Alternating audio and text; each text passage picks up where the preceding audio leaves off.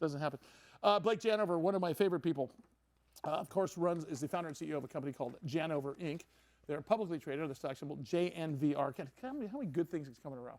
Janover Corporation. You got this, because getting a symbol, it ain't a guarantee. Yeah, and he nailed it. Yeah, JNVR. Exactly right, and he joins us once again via Zoom.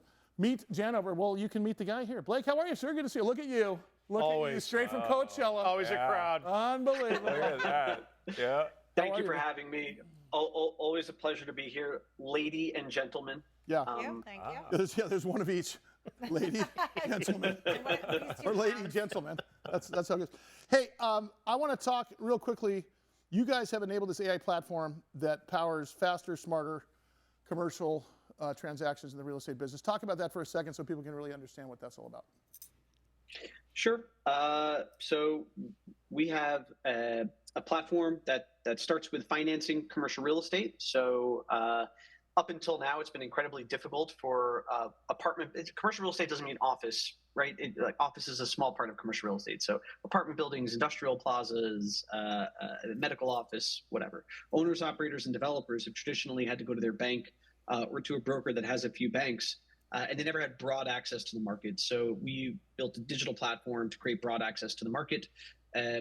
We have more than 10% of the banks in America use our platform to bid on debt.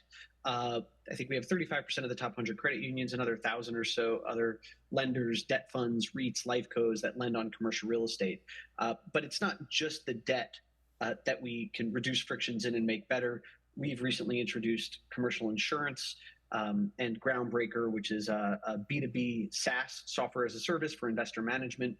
So our aim is to provide a full suite of modern financial services, tech-enabled, AI-first financial services for multifamily, retail, industrial, self-storage, owner-operators and developers, and hopefully in the future to many small and medium business owners as well. Hey, Blake, I have to ask you in terms of regulation. Obviously, highly regulated in the real estate business, also highly regulated in insurance business.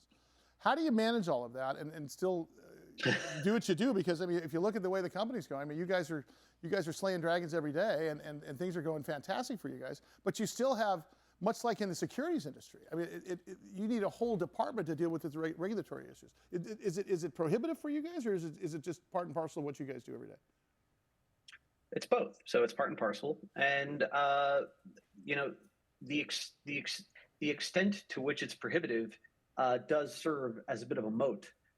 It is a pain in the ass to get it, or the butt. Sorry about that. No, it's pain in the ass. I'm going to go with you on that. Yeah. To get as far as we've gone. Yeah. We've got great people working both in-house and externally. Great advisors, great partners and teams that run all the compliance stuff, so we can just focus on providing fantastic service and deep value. Yeah, what's interesting there is the fact that this is just another form of revenue for you guys in an existing infrastructure that could take on many more, including, I think Groundbreaker was the other one you talked about. Talk about what is Groundbreaker, and that's a subscription model, correct? Yeah, so look, insurance is recurring, so that's higher quality revenue than traditional transaction revenue. It's a high gross margin recurring revenue business. And Groundbreaker is recurring also. It's a subscription business. So most of the big, I don't know about most, but most of the big commercial, I said it again anyway, so it must be true. I'm going to go with most. Yep. Many of the big apartment buildings, commercial real estate properties that you see, the large ones, it's not one guy cutting a check. It's generally a fund or a developer or an entrepreneur that's raised money from a bunch of investors, and they've invested in the deal, and this operator owns a big piece of it, but he has a bunch of investors in the background. So Groundbreaker is an investor management portal. So it allows anybody, Sully, you want to go raise $100 million from $1 million checks from 100 people.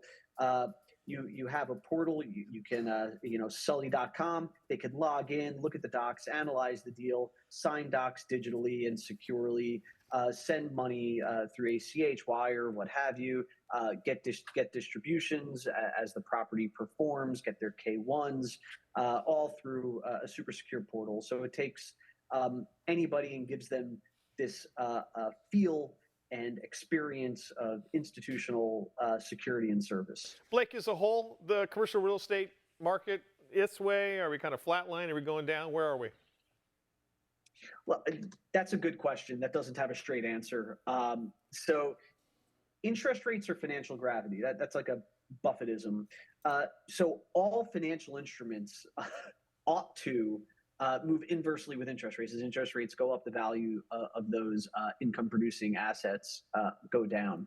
I think it's a very unique market. So urban office has been under a great deal of pressure, as it should be. There's a whole part of the market, CLOs, collateralized loan obligations, which happen to be a lot of floating rate commercial real estate bridge loans. Those had a lot of pressure. I think defaults exceeded like 10% there. The broader market, I would say, is not under the kind of duress and pressure that is painted on TV.